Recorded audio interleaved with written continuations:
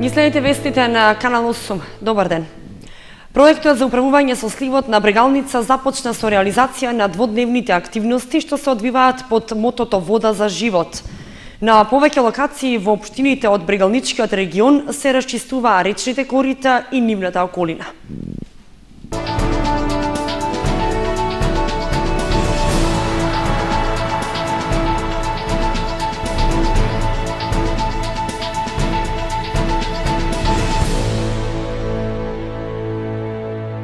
Ги следите вестите на Канал 8. Добро вечер. Проектот за управување со сливот на Брегалница започна со реализација на дводневните активности што се одвиваат под мотото Вода за живот. На повеќе локации во општините од Брегалничкиот регион се расчистуваа речните корита и нивната околина. Во рамки на проектот за управување со речниот слив на Брегалница во сите 15 општини од регионот се организираат активности под мотото Вода за живот. Дводневниот настан што завршница ќе има в среда во Виница, на стартот од неговата реализација опфати расчистување на речните корита од цврст отпад, во што се вклучија најмладите. Во Кочани, ученици од Средното општинско училиште Гошо Викентиев, како и вработени во комуналното јавно предпријатие Водовод, во предпладневните часови спроведува акција за расчистување на отпадот во централното градско подрачје. Учесниците во акцијата чистеа дел од коритото на Кочанска река, како и делови од градскиот парк. Од проектот за управување со сливот на Брегалница подсетија дека на 3 јуни во Виница ќе се реализира вториот дел од планираните активности, во кои ќе се вклучат сите возрастни генерации. Во Виница, значи со почеток во 11 часот, на кој што ќе имаме различни содржини за сите возрастни групи, да кажеме, од децата од најмала возраст, значи со разни игри, експерименти, сложувалки и слично, па до тестирање на вода од природни извори, бунари и други чешми кои се користат за домашна употреба, не се, да речеме, редовно тестирани, како и други содржини, како што се предавање од стручни област од лица од Земјоделски институт од Скопје, каде што ќе бидат презентирани некои добри земјоделски практики, она што најмногу го загрозува, да речеме, земјоделието во регионот, како и експерименти за ориз кои се спроведуваат во рамки на друг проект во регионот на Брегалница. Инаку во акцијата за расчистување на речните корита се вклучија и ученици од Зрновци, Виница, Кратово и другите општини од регионот. Од проектот за управување со сливот на Брегалница уште еднаш ги повикаа жителите на Виница и околината в среда да донесат примероци од вода што ќе се испитуваат на локацијата на плоштадот Ангел Винички. За потребите на тестирањето на водата неопходно е да се донесат количини од половина до 1 литар. Странските инвестиции што од пред извесен период се лоцираа во општината во своето работење како деловни партнери ги ангажираат и ресурсите на домашните компании. Менаџерите велат дека се задоволни од соработката и очекуваат нејзино проширување. Компанијата Амфенол, како една од странските инвестиции што производството го започна пред околу 1,5 година, своето работење го базира и на соработка со фирми основани со домашен капитал. Стратегија на американскиот инвеститор била да се наоѓаат што повеќе локални добавувачи, односно изворите за набавки максимално да се локализираат. Со тоа, освен развојот на веќе инвестираниот капитал, индиректно се влијаело врз развој на придружните бизниси кои учествуваат во синџирот на подржувачи на основниот производствен процес. Таквата концепција влијаела за јакнење на меѓусебната доверба, но и за одржливоста на бизнисот на подлог период, велат од Амфенол, која постојано ја проширувала соработката со локалните компании. Ние се што можеме локално и што е дозволено локално да го обезбедуваме, го веќе обезбедуваме уште од самиот почеток, почнувајќи од амбалажа, од метални конструкции, од било какви алати, придрачни алати, палети, електрична опрема, компресорска опрема, значи се што можеме. Единствен проблем ни е околу директно компонентите кои што влегуваат во производ мора да бидат претходно одобрени, пошто знаете дека работиме за автомобилска индустрија, таму се барањата ригорозни за се што влегува во најситниот детал, значи таму иде поспоро и повеќе време одзема. Меѓутоа се друго што не влегува директно во производот како компонента, се можеме и мислам дека во најголем дел го обезбедуваме. Според Наков, повеќе фирми од Кочани и по широкиот регион секоја недела вршат некаква испорака или услуга за потребите на Амфенол, а тоа бил добар бенефит за нив, со оглед што не се работи за многу големи фирми. Всушност, целиот транспорт и логистика е од домашни македонски компании, така што тоа е голема ставка што влегува во нивното целокупно работење и со што релативно добро се реализира соработката на странските со компаниите со домашен капитал, иако има простор за нејзино подобрување. Остануваат многу работи кои што може да се надградуваат во дело кои што ние со производството на антени за мобилна телефонија, таму потребно е одобрување и валидација, меѓутоа не од крајниот купувач, отколку од нашите центри, да речеме, за развој кои што се во Франција, и тоа оде побрзо и тоа се повеќе и компоненти почнуваме да обезбедуваме. Така да мислам дека тој тренд ќе се зголеми. Идејата е што повеќе да се логализираат набавките. Домашните компании испорачуваат солиден квалитет на производите и услугите за потребите на странските инвестиции, а потврда за тоа е што нарачките и соработката постојано бележи тренд на пораст. Освен тоа, тие преземаат обврски и во поддршката за обука на соодветен стручен кадар, што им е неопходен во производствениот процес, така што, освен материјално, соработката започнува да се проширува и на стручен план. Во првото тримесечје од годинава во источниот регион имало 487 слободни работни места. Според податоците на Државниот завод за вработување, во Вардарскиот регион имало 575, во југозападниот 427, југоисточниот 382, Пелагонискиот 839, Полошкиот 273 и во североисточниот 224 слободни работни места. Најмногу слободни работни места има во секторот транспорт и складирање, каде имало побарување за 543 нови вработувања, а најмалку слободни работни места 21 во секторот снабдување со електрична енергија, газ, пареа и климатизација. Од фирмите кои имале слободни работни места, најзастапени се оние со вработени од 10 до 49 лица, каде според статистичките податоци имало 1751 слободно работно место. Меѓу професиите најбарани биле услужните дејности и продажбата, за кои во првите 3 месеци имало 1709 слободни работни места.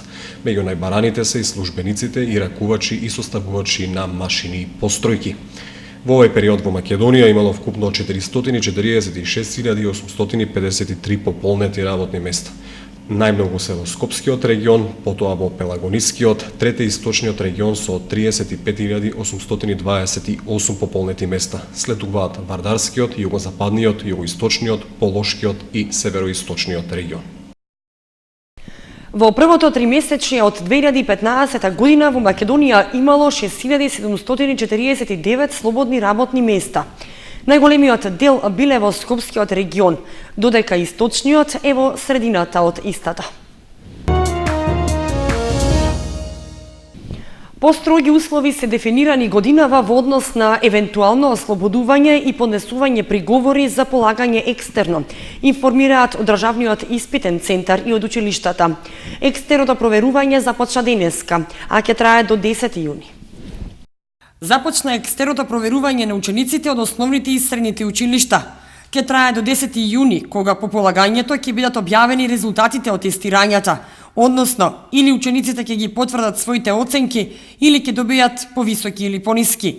За евентуално ослободување од екстерно, годинава условите се строго дефинирани. Тоа е лекарска потврда, значи поради болест докажана од лекар или од учество на меѓународен надпревар.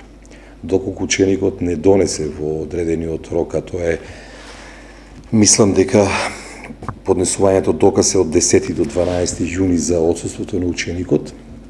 Ученикот ќе се смета дека е неоправдано бил отсутен од екстерното проверување и ќе добие негативна оцена, односно единица. Учениците во сите основни и средни училишта се навреме известени 3 дена пред полагањето кога и кој предмет го полагаат. Директорите на училиштата апелираат на внимателност во полагањето и да не брзаат во тие 60 на минути што ги имаат на располагање. Оти годинава има новина и во начинот на поднесување приговор. Приговорот се поднесува само доколку има софтверска грешка, односно прашањето не е поставено, а има избор за одговор, или прашањето е поставено, а нема избор на одговор и прашањето нема смисол, а тоа атестаторот кој е присутен за време на екстерното проверување ќе го контролира. Друг вид приговори кои не се од електронска или софтверска природа нема да бидат прифатени. Резултатите ќе бидат истакнати на 11 јуни и од истиот ден па се до 15 јуни ќе можат сите они ученици кои не се задоволни од тестирањето да поднесат приговор. Резултатите од поднесените приговори ќе бидат истакнати на 18 јуни. Инаку, од училиштето подсетуваат дека ученикот не може да ја заврши годината доколку не полага екстерно, а доколку е одсуден, треба да донесе оправдување.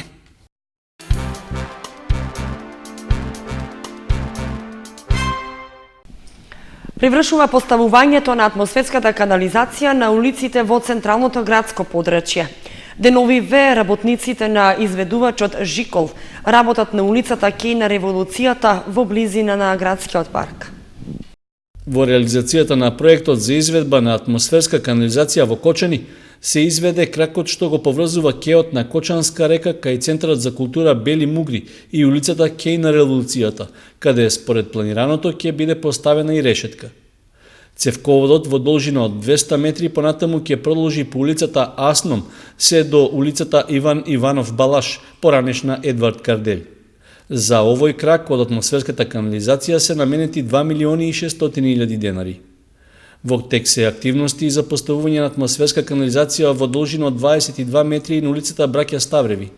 На овој дел се поставени сливни решетки за прибирање на атмосферската вода и испуштање во реката. Атмосферската канализација во должина од 150 метри е поставена и на улицата Христијан Карпош, зафат што чини 1.800.000 денари. Според одговорните во секторот за уредување и располагање со градежното земјиште на општина Кочани, останува да се постави атмосферска канализација на улицата Славчо Стоименов, поточно на крстосницата на оваа улица со улицата Љупчо Сантов. Според планирањата на стручните служби, изведбата на атмосферската канализација се очекува да заврши до крајот на јуни. Нерамнините на улиците ќе се покриваат со асфалт, а се планира реконструкција на коловозот на потегот од кружниот тек до автобуската станица, по целата лента од кај зградата на полициската станица во Кочани. Од автобуската станица и понатаму се планира гребење на асфалтот и поставување асфалт само на делот каде што е поставена атмосферската канализација. Започна постапката за изработка на урбанистички план за селото Прибачево. Во моментот тече рокот за избор на фирма која треба да го изработи планот, а потоа ќе следува јавна расправа по истиот и негово усвојување. И Кочанското село Прибачево ќе добие свој урбанистички план. Постапката за тоа е започната со објавувањето на огласот со кој се бара стручна фирма што треба да го изработи планскиот документ. За потребите на урбанистичкиот план од буџетот на општина Кочани е планирано да се издвојат околу 350.000 денари. Според проектната програма што треба да ја следи проектантот, една од главните цели за изработката на планот е создавање на поквалитетни услови за живот на жителите, како и услови за побрз економски развој на селото. Со тоа се очекува да се создадат законски услови за изградба на нови станбени и деловни објекти, како и намален број на дивоградбите, но и можности за развој на селскиот туризам.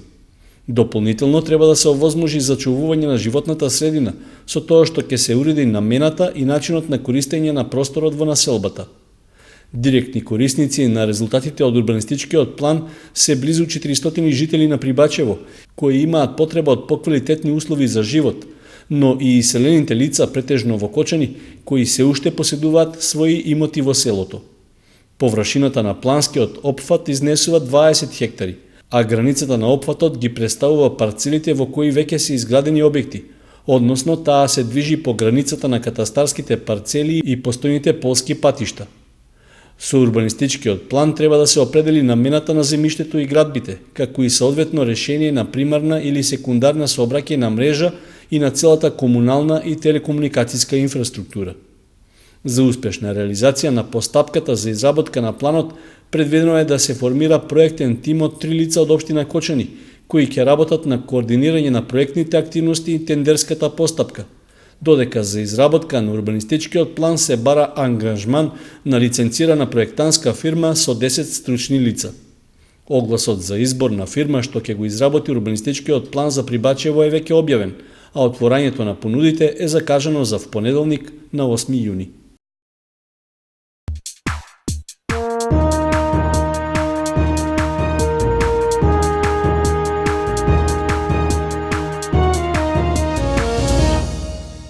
Во продолжение од вестите следуваат спортските информации. Георги Петров освои злато на Балканското првенство во Херцег Нови. Осуми на каратисти на Партизан беа дел од репрезентацијата во Црна Гора. Каратистот на Партизан Георги Петров се врати со злато од Балканското првенство во Херцег Нови, што се одржа викендов. Станува збор за првенство наменето за каратисти на возраст помеѓу 11 и 14 години. Петров во Црна Гора беше дел од репрезентацијата. Освен него, Македонија освои само уште едно најсеено одличие. Јас сум Петров Георги, учествував на Балканското првенство што се одржа од 29 до 31 мај во Херцег Нови, Република Црна Гора. Јас учествував во категорија 2004 минус 40 килограми и во мојата категорија бев прв, односно секите со златниот медал. Јас имав 4 борби.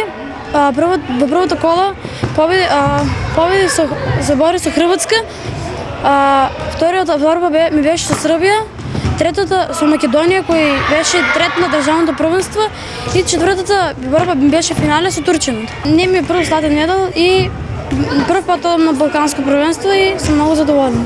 Петров не беше единствениот кочански каратист во Херцег Нови. Дел од македонската експедиција беа уште 7 други каратисти на Партизан.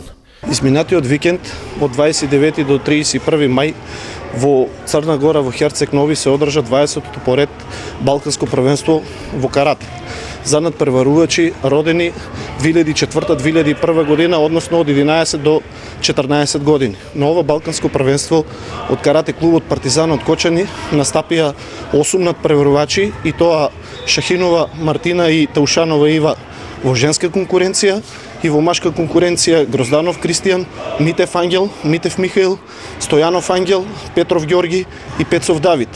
Сите овие надпреварувачи настапија во категоријата борби. Најзабележителен резултат од сите нив постигна Петров Георги, кој во својата категорија за надпреварувачи родени 2004 година минус 40 килограми го освои првото место и се здоби со називот Балкански шампион. И останатите надпреварувачи постигнаа забележителен резултат, меѓутоа не успеа да се вмешаат во борбите за медал. Ние како тренери во карате клубот Партизан од Кочани сме задоволни од настапот на нашите надпреварувачи на Балканското првенство и се надеваме дека постигнатиот резултат на Георги Петров, како и резултатите кои што ги постигнаа нашите надпреварувачи изминатата година, Мартин Стоименов освојајќи го третото место на Европското првенство во Лисабон, Португалија, како и двете пети места на Роберто Здравковски и Јакимов Димитар, ќе послужат како пример и мотив повеќе за останатите наши членови и надпреварувачи да постигнуваат уште подобри резултати, да ги повторат овие резултати и да ги надминат на споменатите надпреварувачи. Во спортската сала во Кочани репрезентативците го имаа првиот тренинг по Балканското првенство. Освоите клубски другари добија поздравен аплауз за постигнатиот успех во Херцег Нови. По пауза од 6 месеци, Мартин Стоименов им се врати на тренинзите. Тој се рехабилитира од повредата што ја заработи на државното изборно првенство, а ја обнови пред Европското првенство. По пауза од половина година, еден од најдобрите македонски каратисти, Мартин Стоименов, му се врати на тренажниот процес. Тој во понеделникот, доцна попладнето, го имаше својот прв тренинг во терминот на својот матичен клуб Партизан. Од крајот на минатата година, Стоименов е на рехабилитација, поради што целосно отсуствуваше од работата во сала. Ова е мој прв тренинг, после 6 месеца пауза, имав една сериозна повреда, бараше еден одреден период на рехабилитација. Тоа заврши успешно. Се надевам дека ќе го надополнам времето. Ме очекува државно правенство во средината на септември месец. Ќе се трудиме повеќе, ќе вежбаме да го надокнадиме изгубеното и да освоиме уште некој медал. Мартин Стоименов се рехабилитира од повредата што ја заработи на државното изборно првенство. Тој со веќе обезбедено место во репрезентацијата во последната борба од така наречениот Бергер систем заработи тешка повреда на рамото што го оневозможи да настапи на Балканијадата. На еден од тренинзите пресрет на Европското првенство во Цирих ја обнови повредата, поради што мораше да го пропушти настапот во Швајцарија, каде требаше да ја брани бронзата, или уште по-конкретно да се обиде да го натфрли извонредниот успех од Португалија со освојување на евентуално сребро или злато. Од клубот информираат дека иако имало одредени стручни препораки Мартин да замине на операција, врз неговото рамо се уште не е извршен хируршки зафат. Мартин Стоименов е актуелен спортист на Кочани.